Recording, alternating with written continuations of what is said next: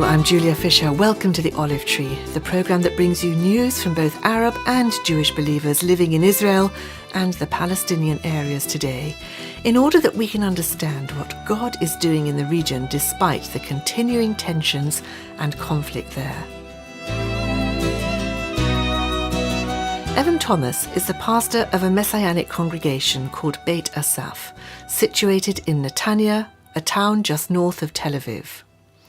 He also has a great heart for the Palestinian people and is one of the leaders of the reconciliation movement that is gaining momentum in the country between the believers. We met in July and sat in the hall where his congregation meets every Shabbat. I started by asking Evan to describe an average day in his life. Well, an average day really for us is kind of no such thing. This is a well-established, rather typical mainstream Israeli Messianic congregation. We probably have 240 faithful that worship with us. The facility is based in the southern gateway area of Netanya. It's in the Sharon Valley, right in the center of the country. But this typical day usually begins with early arrivals of myself and some staff, and then just takes off from there in early hours, and people are coming and going. Those that are involved in outreach work to the poor of the city, some of the street people. So there'll be those coming in packing bags for food, dry goods for food distribution, others setting up for maybe a soup kitchen later in the afternoon, evening. Then there'll be a group of ladies who'll probably come in and head towards the prayer room via the kitchen for a cup of tea.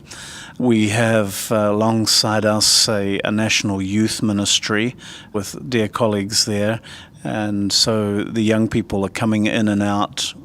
Of course, their printer will inevitably have broken down, so they'll be wanting to hook up to ours in the admin office. And then you have, youth coming in for various things, questions, information. Right now, at this time of the year, this is the season of our summer camps. So you've got families coming through, needing information, needing resources. So the place is non-stop busy.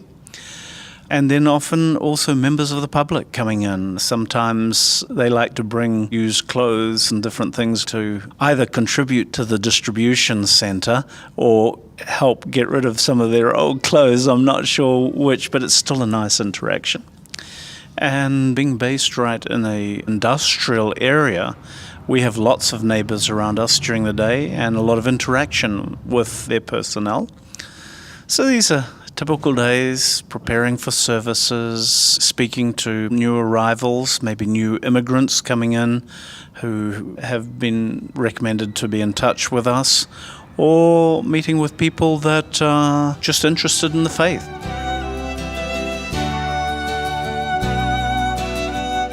You've talked a lot about humanitarian aid, feeding programs, soup kitchens, clothes. Is there a lot of poverty here then? In the last, I think, decade in particular, with a larger immigration from the former Soviet Union, and Netanya was one of the more significant receiving stations. So with new immigrants coming from a low-income background, coming into a totally new system to what they're used to, often there's some real needs. With them, they also brought a marked increase in some of the social needs. So really in this last decade and a half, you begin to see a greater numbers of street people, a soaring drug and alcohol abuse problem. So many Messianic congregations like our own now have a rehabilitation center or a halfway house or something of that nature, so that we're dealing with the very special needs of those people. And of course, the desire is that they also come to faith, begin to integrate with a community of faith, and also reintegrate into society.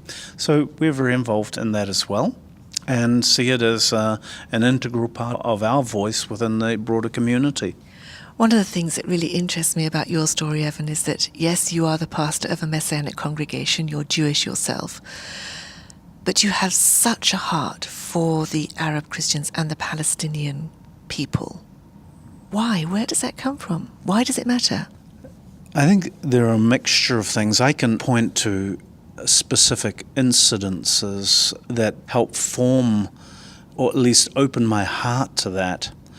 I think when I first came to Israel as an immigrant from New Zealand around 30 years ago, the Arab peoples around me were more of a point of interest, but I didn't have a point of contact, really. And here in Netanya is it's a Jewish city.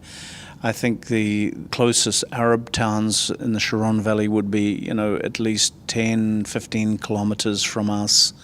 So there wasn't really so much of a point of contact. I'd started to have some contact with Palestinian Arab Christians in the early days. But my early induction into the Israeli army was, of course, it was where my greatest exposure suddenly to the Palestinian community was. And early tours of duty in the first uprising, the first Intifada, really opened my eyes and my heart to the plight of the Arab peoples. And all I can say is that God began to tenderize my heart. I felt there were several incidents which I won't detail, but felt like literally a tenderizing hammer being basically my heart being impacted by a tenderizing hammer, and so I opened myself to what the Lord was saying about that. Around about the same time, I was reached out to by a Palestinian Arab Christian colleague, Salim, and God was speaking to him about the whole issue of reconciliation and actually developing a service, a ministry, where we could really bring God's heart for reconciliation into the heart of our communities, which already were quite separated from one another, with even quite a high degree of hostility towards one another. Of course, we were being affected by the broader rhetoric around us, and I readily agreed and joined forces with Salim, and we have been very, very proactive in this now for around 20 years, a little more than 20 years, where we bring groups of young people. In fact, right now, we have a group of 9 to 12-year-olds doing their main summer camp, both Palestinian and Israeli believing children having their main summer camp together. In a week's time, I'll be setting off with a group of young adults with Palestinian colleagues and heading out on an overseas mission together and learning about the principles of reconciliation and teaching them to others abroad.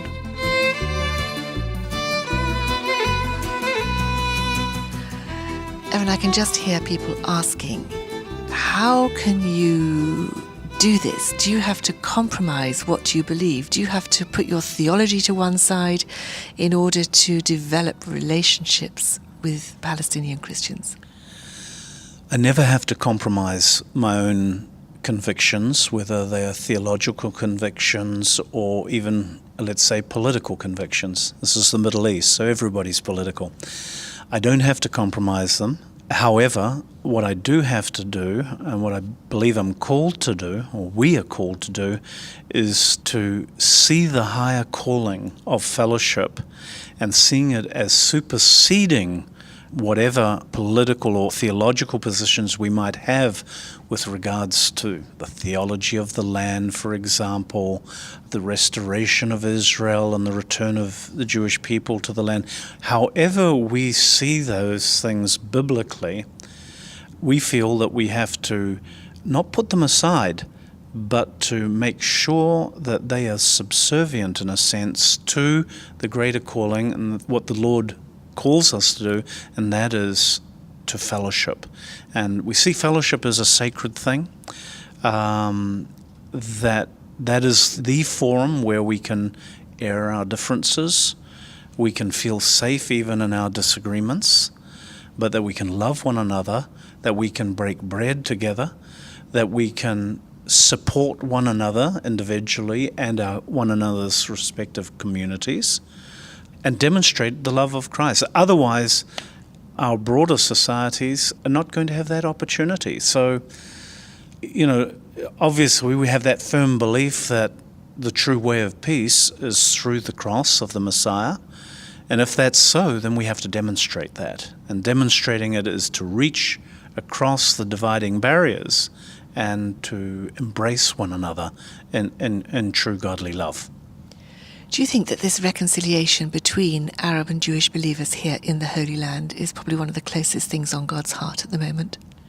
I truly do. I think it's inseparable from the true heart of the gospel message, the teaching of Yeshua. It perhaps more than anything else symbolizes the power of that empty cross to transform people's lives. I don't think there's anything, if you have a context of conflict, especially one as deadly as our own, if there can be a sincere demonstration of love for one another in the face of those kind of hostilities, I think that more than anything else speaks about the reality of the impact of Yeshua's message.